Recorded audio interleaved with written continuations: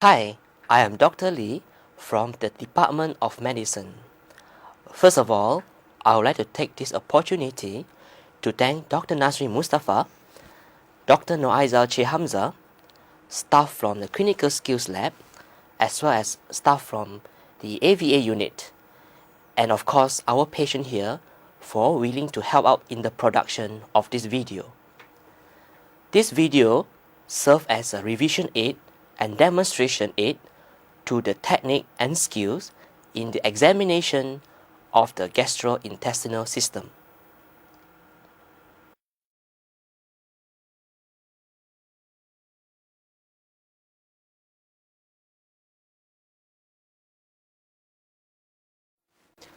The doctor will introduce himself to the patient. He will inform the patient that he will perform a physical examination. After that, he will position the patient properly. Exposure of the patient has to be adequate but yet modest. For abdomen examination, expose the patient from the level of the nipple till the level of pubic hairline. The patient should also be lying flat in a supine position with both hands by the sides.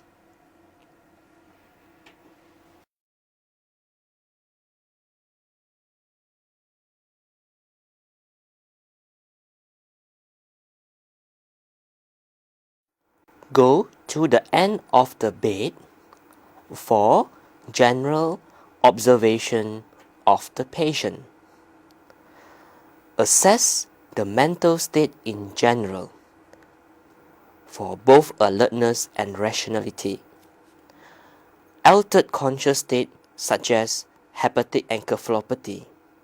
From the end of the bed, also observe for cachexia, jaundice, and pallor. Next, go to the hands and gently raise it at eye level to look for clubbing of fingers. Pay attention to the angle between the nail and the nail bed. The nail will whiten in hypoalbuminemia, or we term it leukonychia. Then look at patient's palm for palmar erythema and Dupuytren's contracture. Both signs are indicative of chronic liver disease.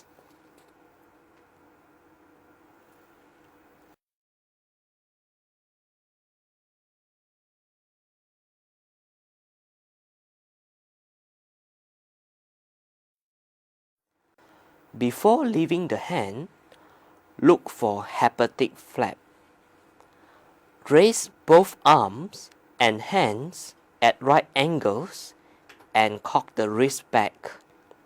The hands will flap if positive. This is another sign of hepatic encephalopathy.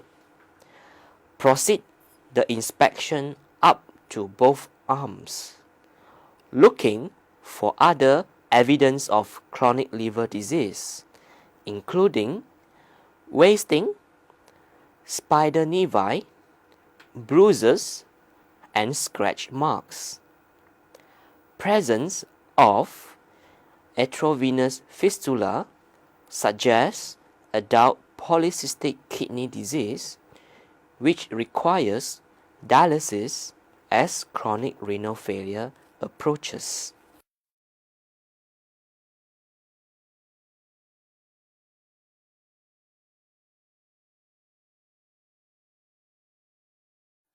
Next, look at the face.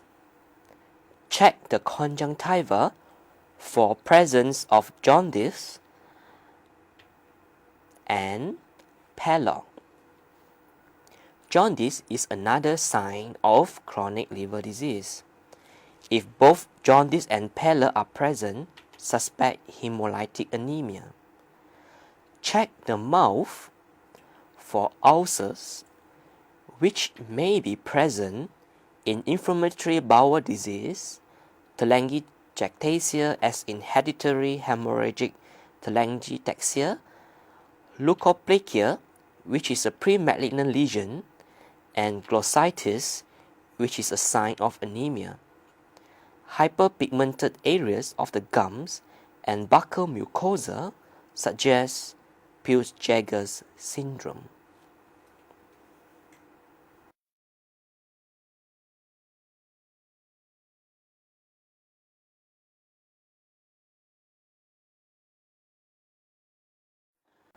Before going to the abdomen proper, look at the chest for spider nevi.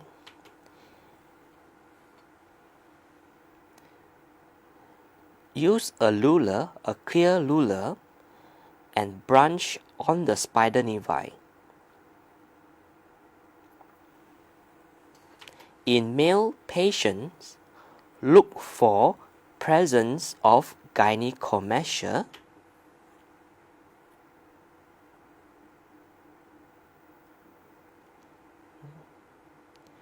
and a decrease in the chest or axillary hairs. These are signs of chronic liver disease. Also, check the legs for presence of pitting edema, which is present in hypoalbuminemia.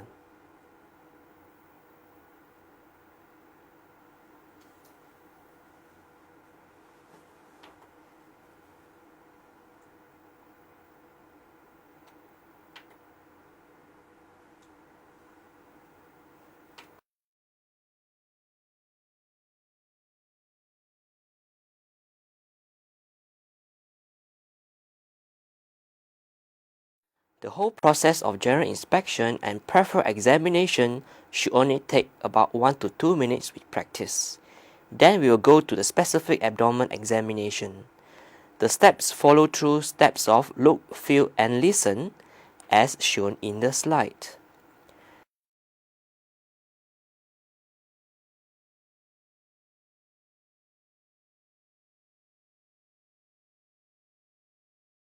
The first step is inspection or look. A good overview should be obtained from above and the side of the patient. Observe the movement of the abdomen. It will be quiet in peritonitis as any movement may elicit pain. Are there any visible peristaltic movement which may indicate bowel obstruction? Look at the appearance of the abdomen. Is it distended? And if distended, is it symmetrical? Gross distension will give the doctor an idea for ascites, especially if accompanied by fullness of flanks. Asymmetrical distension denotes presence of mass lesion. An everted umbilicus can also give similar clues. Any scars should be mentioned, as this may indicate underlying symptoms or diseases. Presence of prominent veins may indicate chronic liver disease or venous thrombosis in major veins. Carpet medusa, for example, are prominent veins which radiate out from umbilicus. Look for stria, which may be the result of abdominal distension. Bruises may also be seen in chronic liver disease. Before touching the patient, check the inguinal areas for any enlargement which changes with cough. This suggests hernia.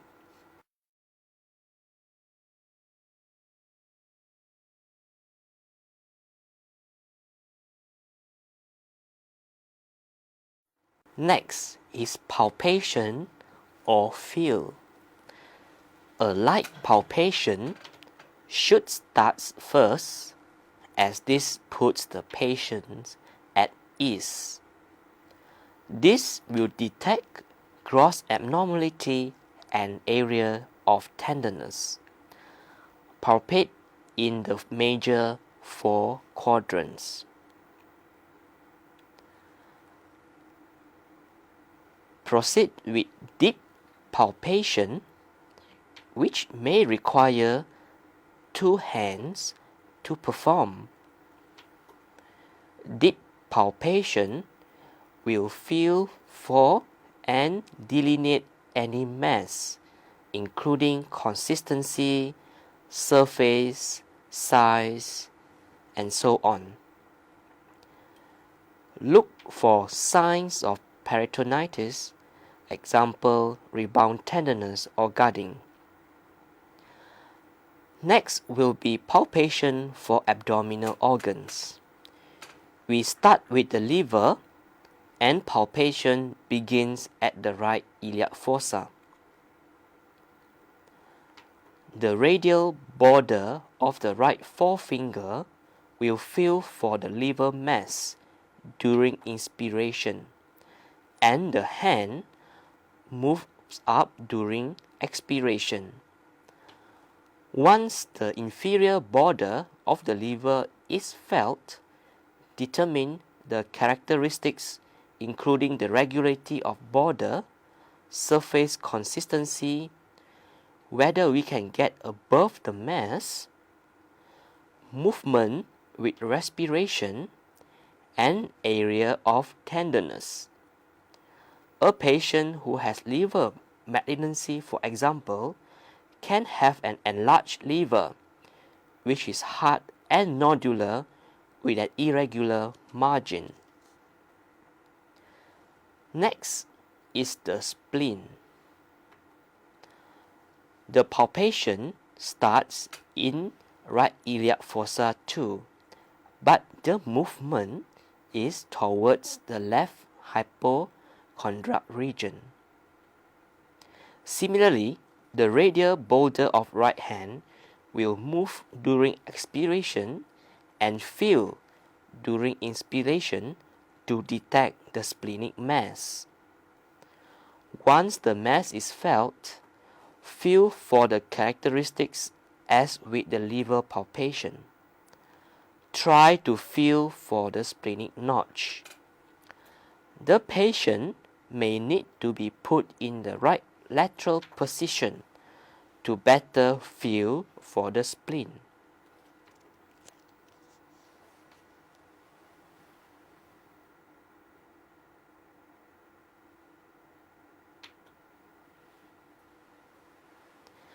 Another important organ will be the kidneys. It is better to ballot than palpate the kidneys. This means that we put the right hand above and the left hand below the renal angle on each side in succession. We try to bounce up the kidney using our right hand and feel for the kidney with the left.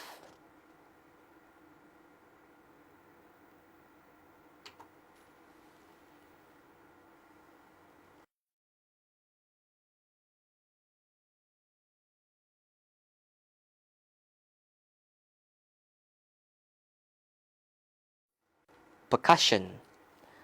Percuss for the upper and lower border of the liver. Based on the previous finding of liver size. Measure the span of the liver along the mid-clavicular line. Ensure that the centimeter marking is facing away and only revealed after the measurement is made. For the spleen, percuss for the inferior border. Measurement is made at a diagonal angle away from the mid-clavicular line.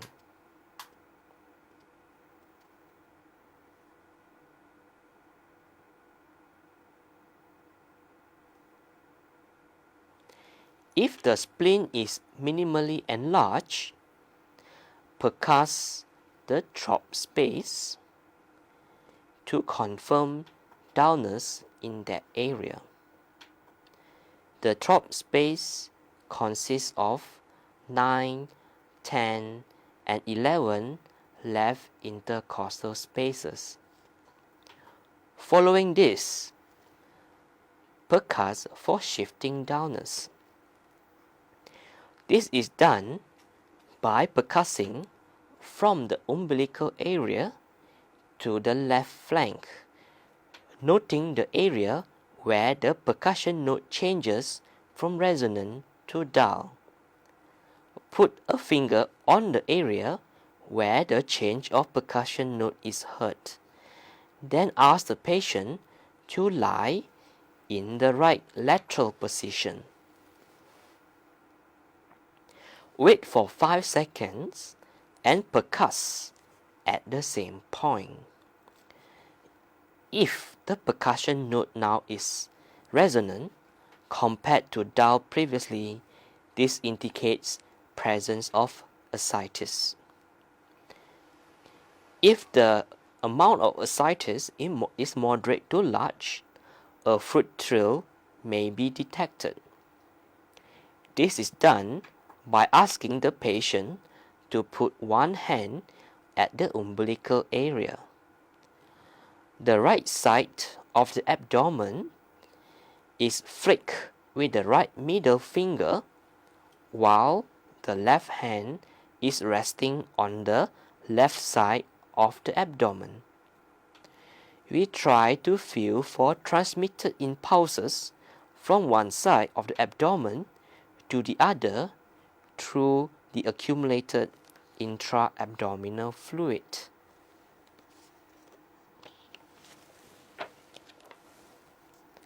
Alternatively, a succussion splash may be heard if there is a large amount of ascites.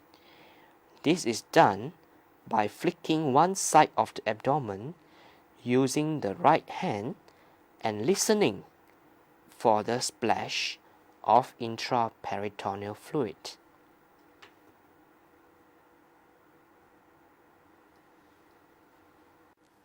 This is a close-up shot for demonstration of percussion for shifting dullness.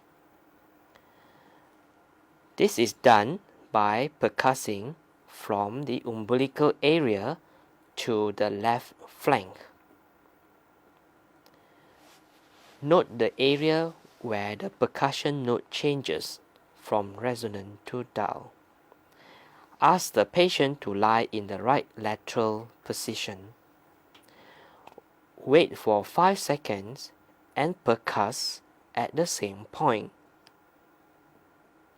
If the percussion note is now resonant compared to dull previously, this indicates presence of ascites.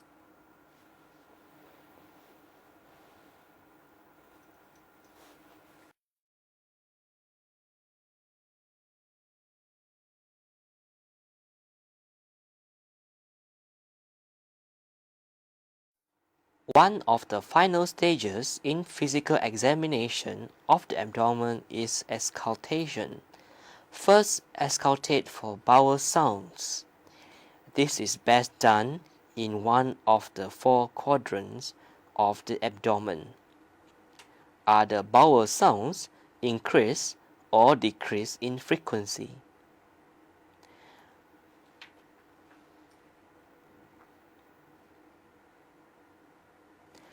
Next is auscultation of hepatic or splenic bruit. If hepato or splenomegaly was previously detected. Are there any venous humps? Finally, try to listen for a renal bruit. This is best heard at an area 2 cm above the umbilicus and 2 cm to the left, then 2 cm above the umbilicus and 2 cm to the right. It is usually heard using the bell of the stethoscope, which is lightly applied to the anterior abdominal wall.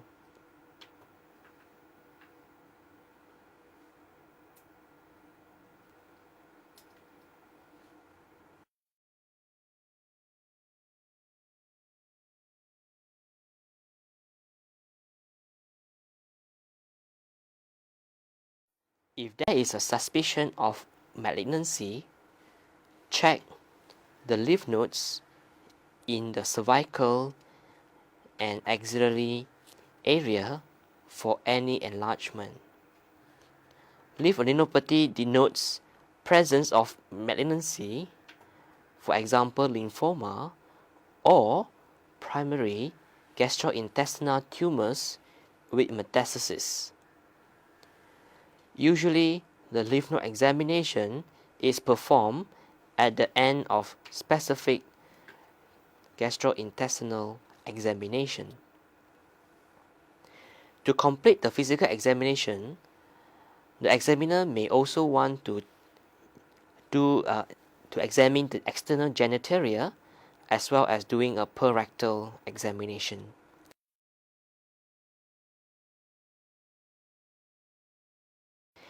Lastly, always remember to thank the patient for allowing to be examined. Put the patient back in a comfortable position and cover up before leaving.